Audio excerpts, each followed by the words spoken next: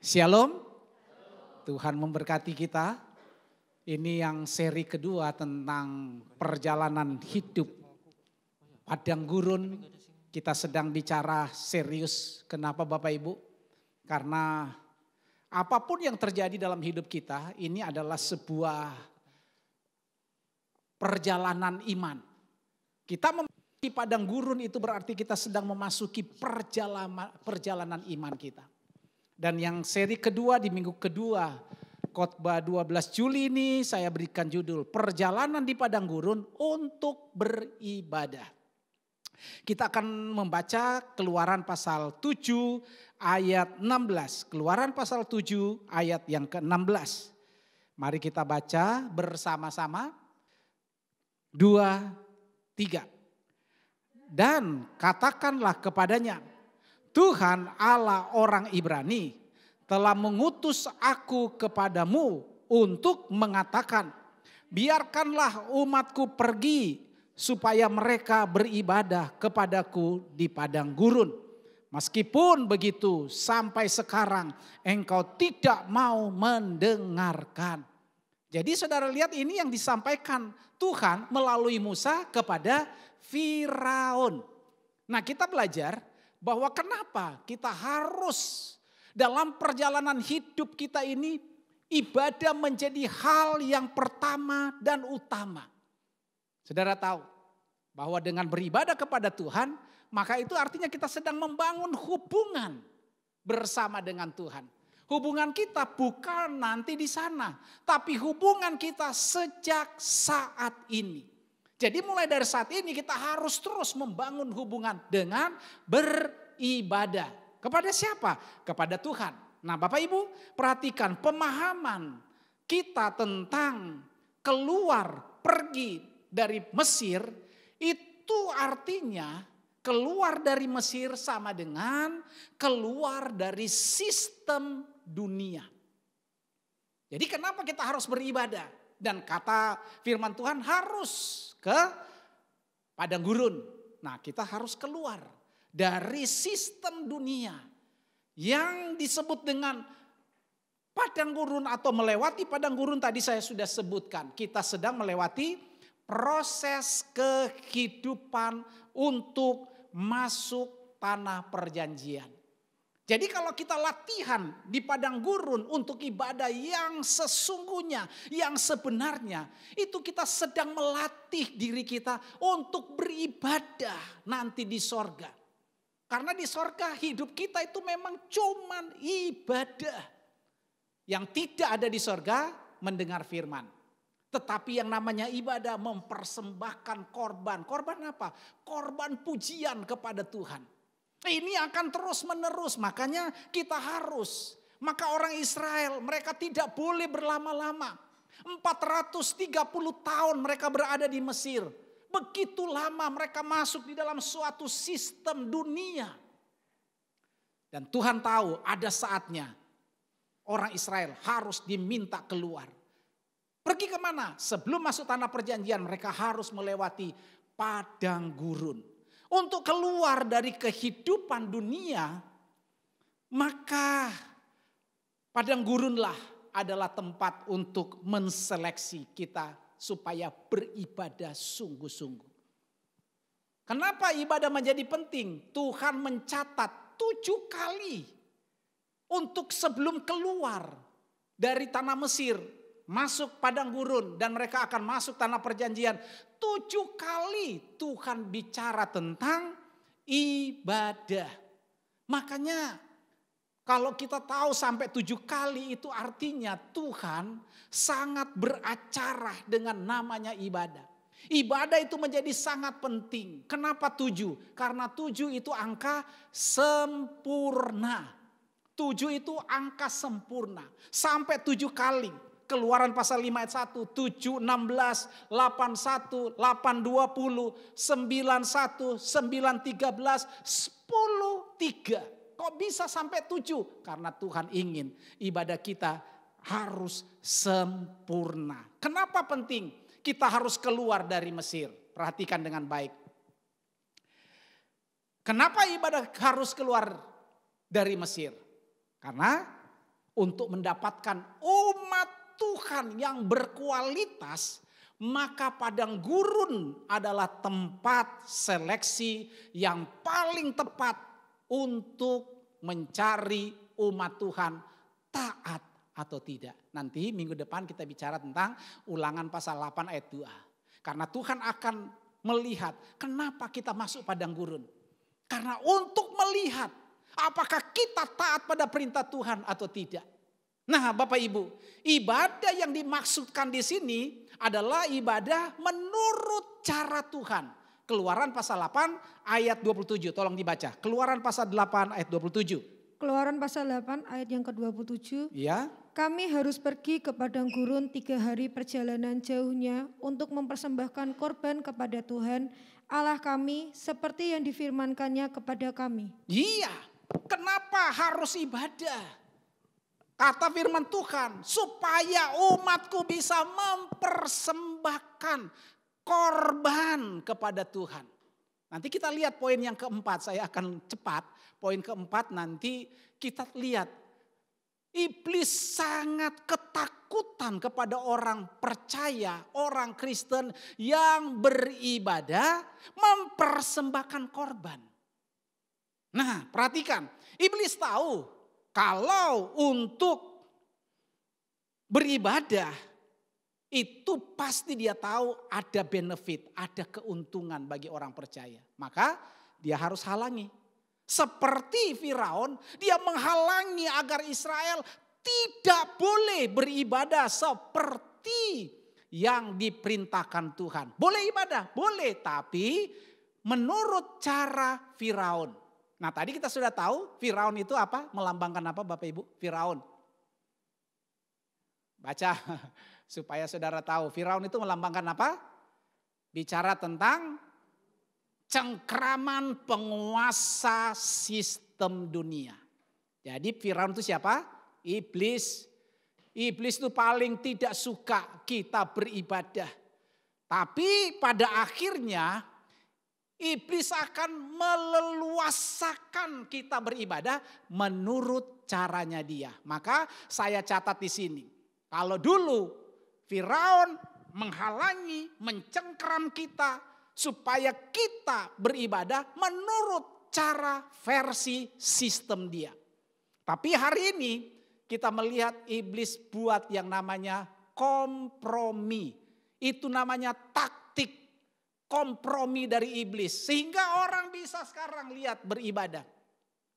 Kalau kita mau melawan cengkraman iblis, kita harus minta Tuhan. Ibadah kita harus ibadah yang mengalami kelepasan. Ibadah yang harus bebas dari tekanan. Ibadah harus bebas dari himpitan. Ibadah harus bebas dari jajahan si iblis. Saya lihat 3 kali berturut-turut. Minggu lalu, minggu kemarin, minggu ini. Tadi pagi, waduh saya senang sekali karena jemaat begitu semangat. Hari ini jam kedua, oke punya. Nanti lihat jam ketiga, bangkunya penuh. Makanya ada beberapa yang tua-tua bilang, kita datang aja yang pertama. Bagus. Tapi menurut saya bukan soal itu, soal semangat. Kita harus keluar. Kita harus melepaskan diri dari cengkraman dari Firaun, cengkraman iblis. Taktik apa yang dia gunakan untuk kita? Yang pertama, boleh beribadah tetapi di Mesir aja. Itu kata Firaun. Ketika Musa datang kepada Firaun, perintah Tuhan, kami harus keluar dari tanah Mesir ini supaya kami dapat beribadah di padang gurun menurut caranya Tuhan. Kami harus berjalan perjalanan 3 hari jauhnya.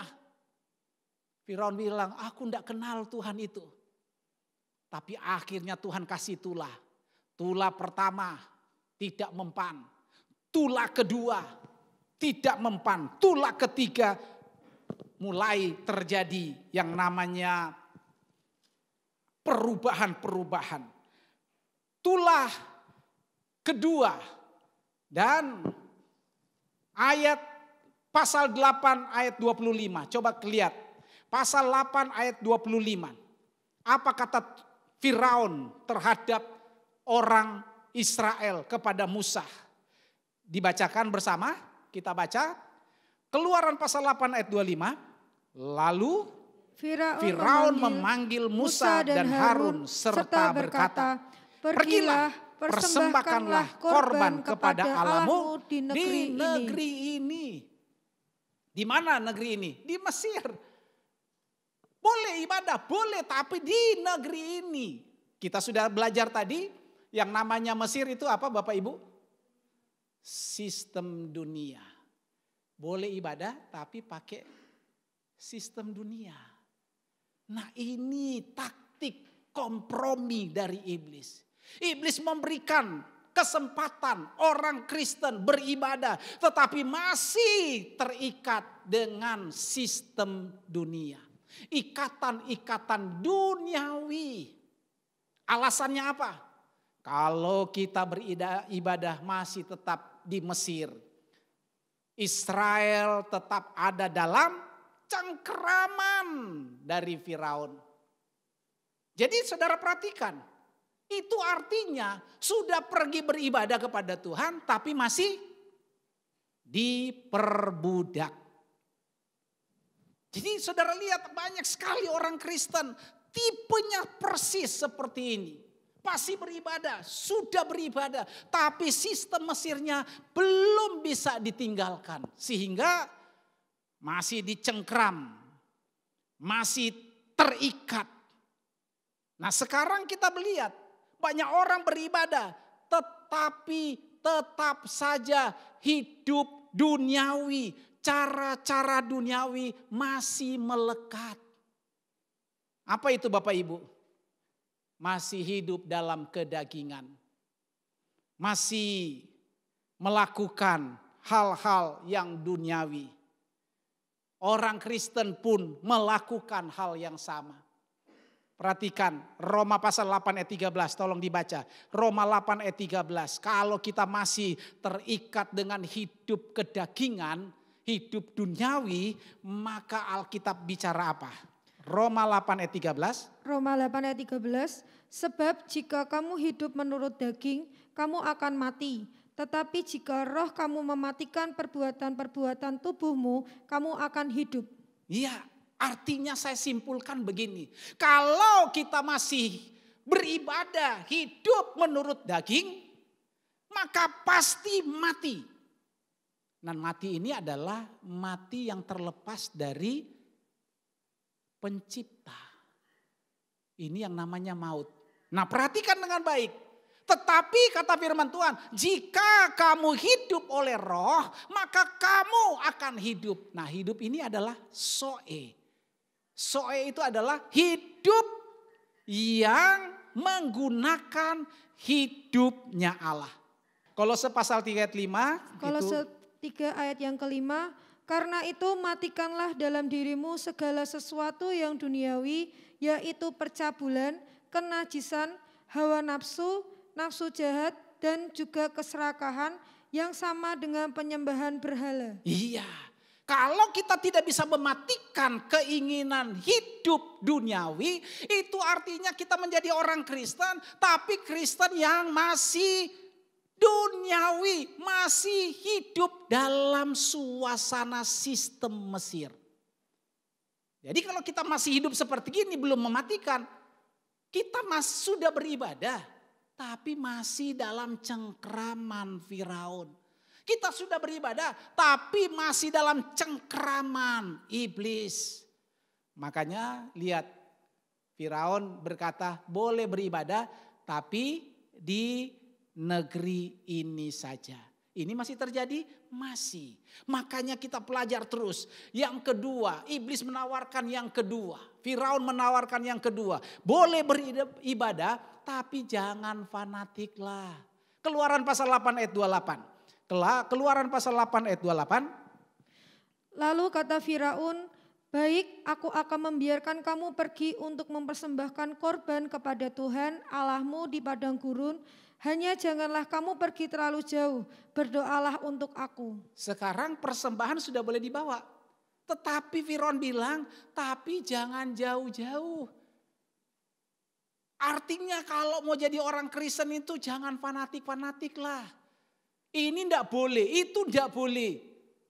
Mau begini dilarang. Justru itu kenapa kita enggak boleh jauh-jauh. Bapak Ibu, Firaun ini, iblis ini pinter banget. Boleh ibadah, boleh. Tapi jangan jeru-jeru. Jangan jadi orang Kristen yang mendalam. Cetek-cetek aja lah. Orang lain begini kita masih boleh begini. Orang begitu kita masih boleh begitu.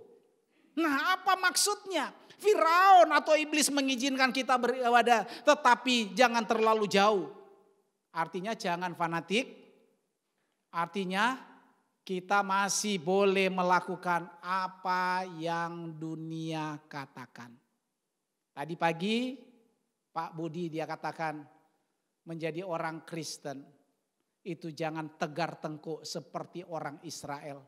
Sudah dibawa keluar dari tanah Mesir, tanah perbudakan, cengkraman Firaun, tetapi masih berbuat dosa kekejian. Apa itu? Menyembah berhala. Membuat anak lembu. Kenapa? Karena mereka ingin mencari Tuhan yang lain. Ini orang yang tidak jeru, yang tidak mendalam, itu biasanya begitu.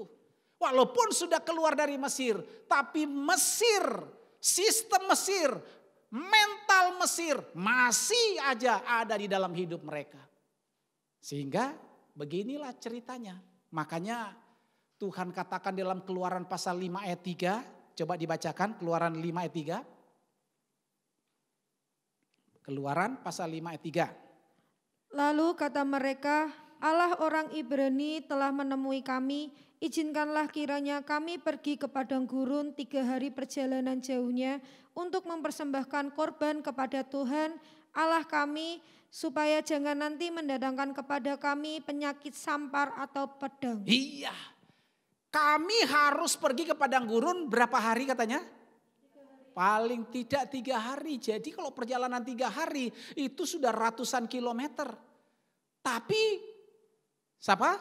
Firaun bilang, ojo, aduh. Kalau mau ibadah ya dekat-dekat di sini aja, jangan terlalu jauh. Kenapa begitu? Perjalanan 3 hari, angka 3 ini adalah angka kematian dan kebangkitan dari Kristus. Jadi kalau saudara mau ibadah itu harus sampai mati. Mati itu bukan mati jasmani, tapi mematikan keinginan daging. Mematikan keinginan duniawi. Ini penting Bapak Ibu. Jadi ibadah kita harus benar-benar terpisah. Benar-benar mati dari cara sistem dunia, sistem Mesir. Artinya apa? Orang lain boleh berbuat hal yang tidak benar. Kita tidak boleh. Orang lain boleh bohong-bohong, tapi kita tidak boleh bohong. Orang lain boleh nipu-nipu dikit, kita tidak boleh sama sekali. Itu artinya kita keluar dari sistem dunia. Benar-benar berbeda, benar-benar terpisah daripada Mesir. Makanya Firaun menawarkan hal yang demikian. Boleh beribadah tetapi jangan jauh-jauh. Nah perhatikan, yang ketiga. Boleh beribadah tetapi tidak perlu kompak. Nah ini aneh memang. Firaun ini pinternya minta ampun. Iblis itu pinter luar biasa.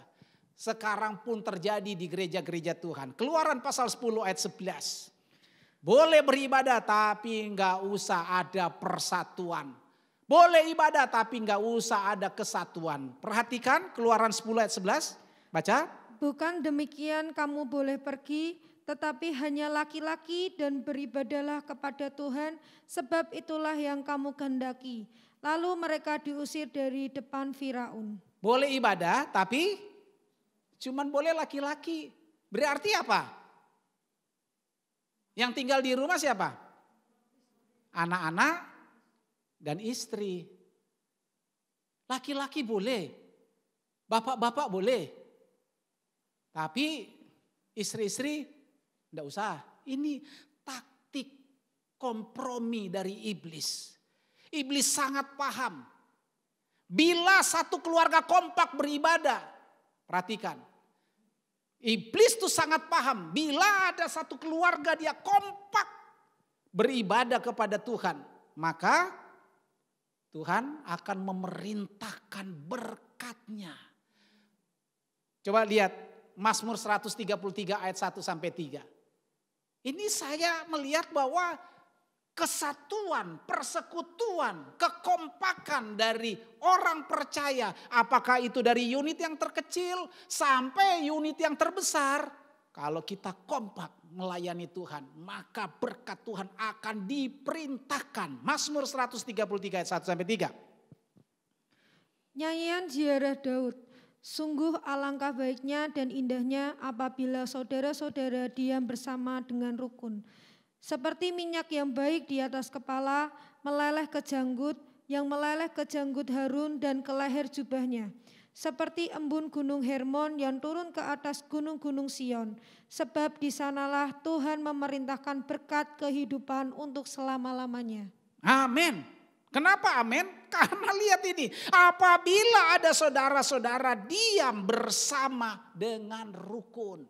Rukun itu bukan kelompok kecil terus ya sudah mangan orang mangan yang penting rukun. Mangan orang mangan yang penting kumpul, bukan itu. Rukun mengambil keputusan apapun yang ditawarkan oleh dunia, kami akan pergi beribadah bersama. Bukan hanya laki-laki saja. Saudara lihat iblis begitu pintar. Kalau buat penawaran-penawaran, boleh ibadah. Tetapi di sini saja. Boleh ibadah, tapi jangan jauh-jauh. Boleh ibadah, tapi laki-laki saja. Perempuan masak saja di rumah. Ini yang menjadi masalah. Banyak kali saya lihat begitu. Semangat dari orang per orang. Ada satu bapak dia tidak peduli istrinya mau ikut apa enggak. Pokoknya dia datang ibadah. Ada satu ibu. Suaminya mau ikut apa enggak mau ikut. Pokoknya aku pergi ibadah. Jadi mengerikan enggak? Yang terjadi adalah semangat yang ke ibadah itu akan melorot pelan-pelan. Semangat beribadah itu akan menurun pelan-pelan. Akhirnya satu rumah tangga berantakan. Nah, pertanyaannya mengapa Firaun mengizinkan hanya laki-laki saja yang pergi beribadah? Ini karena bila istri dan anak-anaknya masih tinggal di Mesir, pasti laki-lakinya akan apa? Kembali ke Mesir. Jadi kalau lihat, perhatikan kalau kita tidak kompak melayani Tuhan, kita tidak kompak ikut beribadah, itu pasti yang belakang akan menyeret yang depan. Akan jarang. Yang kuat biasanya yang banyak, benar gak? Itu sudah umum. Kalau yang banyak pergi beribadah, yang satu tinggal masih mending. Tetapi kalau satu yang pergi, yang lain tinggal, ini yang jadi masalah. Karena dia akan bisa kembali ke Mesir. Ini merupakan apa? Kekurangan dari banyak orang Kristen. Membiarkan, tidak apa-apalah, yang penting aku setia. Yang lain, tidak apa-apa, padahal bahaya. Orang yang tidak keluar dari Mesir pasti akan tetap tergoda. Nah bahayanya apa?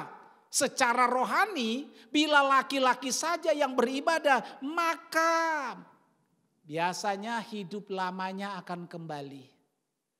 Biasanya hidup lama itu akan terulang kembali.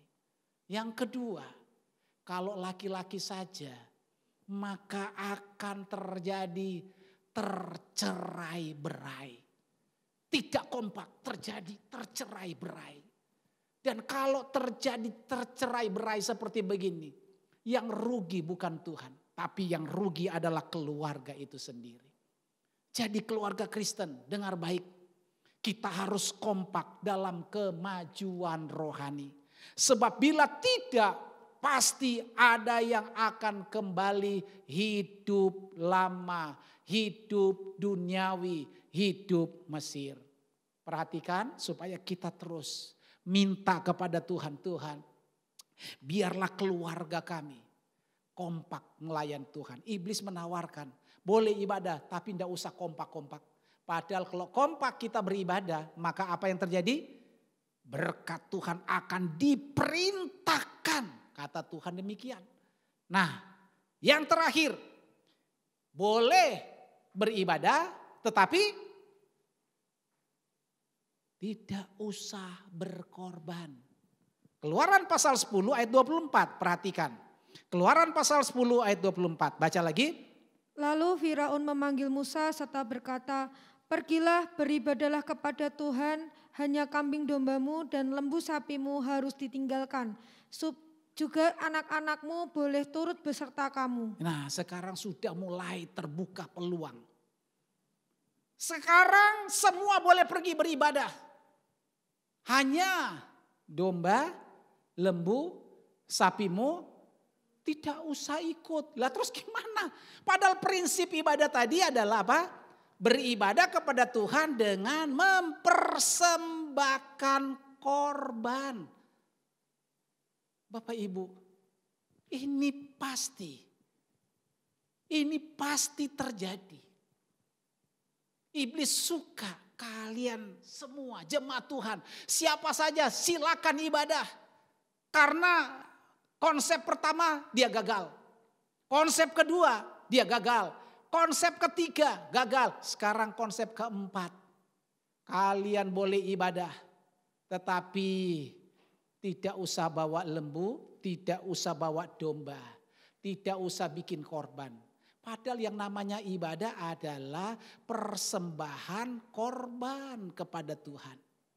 Baca Keluaran pasal 20 ayat 24. Baca sama-sama. Prinsip dari Tuhan soal ibadah. Baca sama-sama. 2, 3. Kau buatlah bagiku mezbah dari tanah dan persembahkanlah di atasnya korban bakaranmu dan korban keselamatanmu, kambing dombamu dan lembu sapimu. Pada setiap tempat yang kutentukan menjadi tempat peringatan bagi namaku, aku akan datang kepadamu dan memberkati engkau. Luar biasa. Jangan mau ditipu oleh iblis. Kita ini dijanjikan Tuhan yang seperti ini. Saudara datang ibadah, itu korban. Meninggalkan keluarga, meninggalkan pekerjaan, meninggalkan usaha. Saudara perhatikan, kata Tuhan, buatlah bagiku mezbah dari tanah. Persembahkan lihat di atasnya korban bakaranmu, korban keselamatanmu, kambing dombamu, lembu sapimu. Saudara perhatikan, apa katanya? Karena aku akan datang kepadamu dan memberkati. Ini yang saya katakan, iblis tidak suka kalau kita diberkati. Ibadah yang disertai dengan mempersembahkan. Ini yang tidak disukai iblis. Iblis sangat paham bila orang Kristen beribadah dan diikuti dengan mempersembahkan korban. Itu pasti Tuhan memberkati. Dan kalau sampai orang Kristen diberkati oleh Tuhan karena sadar bahwa Tuhan yang melakukan, pasti orang Kristen itu menjadi Kristen yang kuat. Tapi banyak orang Kristen menjadi lemah waktu banyak hartanya. Kenapa? Karena gak mau ikut caranya Tuhan. Ya tadi itu caranya Mesir. Nipu sedikit, bohong dikit, yang penting pemasukannya banyak. Itu yang membuat kenapa orang Kristen tidak jadi kuat. Tetapi orang Kristen yang kuat, dia mendapatkan harta, berkat dari Tuhan, itu dari ibadahnya yang benar. Ibadah benar pasti akan diberkati Tuhan. Tuhan bilang apa? Kalau engkau mempersembahkan kambing dombamu, lembu sapimu, maka aku akan datang. Kalau Tuhan datang, dia bisa tanya satu-satu. Mas Rio butuh apa? Mas Iwan butuh apa? Hah? Ketika kita bilang butuh, nah beberapa ini saya lagi baca Matius, Markus, Lukas, sekarang sudah Yohanes sudah mau habis. Ada perkataan dari seorang yang buta. Waktu dia berseru, Tuhan tolong anak Daud, tolong aku. Tuhan datang. Kamu mau apa daripada aku? Permintaan yang paling tepat adalah apa? Buatlah aku melihat. Kalau saudara ibadah benar dengan Tuhan, saudara minta kepada Tuhan asalkan yang tepat. Maka Tuhan akan datang dan memberkati. Makanya saya catat di situ. Jadi bagaimana kita bisa membuat iblis ketakutan? Bagaimana caranya membuat iblis ketakutan? Iblis tidak takut dengan senjata nuklir. Iblis tidak takut dengan semua cara. Iblis paling takut dengan satu cara ini. Baca sama-sama. 2, 3. Beribadalah dengan disertai korban. Kalau saudara datang ibadah disertai korban itu artinya ibadah yang tulus. Ketika kita ibadah tulus, kita mengorbankan tenaga, kita mengorbankan waktu, kita mengorbankan harta. Itu tidak membuat kita menderita.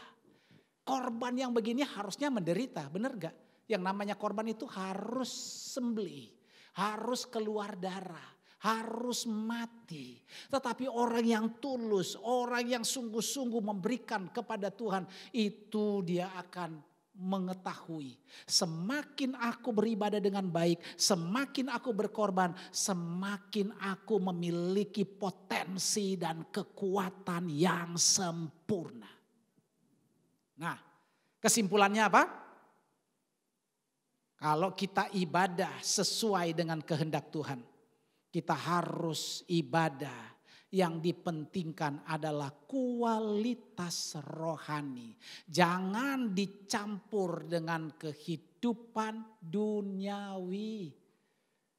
Yang kedua, kita harus benar-benar terpisah, mati. Dalam ibadah tidak ada kompromi. Jangan jauh-jauh saja, tapi kami harus jauh dari hidup yang tidak kudus. Jadi kalau begitu kesimpulannya kedua apa? Hidup kudus. Kita harus mati terhadap keduniawian, hidup Mesir. Yang ketiga, kita harus ada kekompakan dalam satu kesatuan keluarga. Makanya kalau dalam pernikahan selalu saya kasih tahu sama orang-orang yang menikah. Bisa kamu nanti punya komitmen membacakan firman kepada istrimu? Bisa. Siap, siap. Istri, nanti kamu bisa enggak membacakan firman Tuhan kepada suamimu? Siap, siap. Cuman siap doang. Tapi dilakukan apa orang? Orang ngerti. Jadi bagaimana supaya kuat? Kompak. Kalau kita kompak, tadi Mazmur 133 katakan apa? Bila kita hidup rukun, hidup kompak dalam kesatuan, maka Tuhan akan memerintahkan berkat-berkatnya untuk kita. Amin. Yang terakhir kesimpulannya adalah ibadah yang benar adalah ibadah yang disertai mempersembahkan korban. Amin. Haleluya.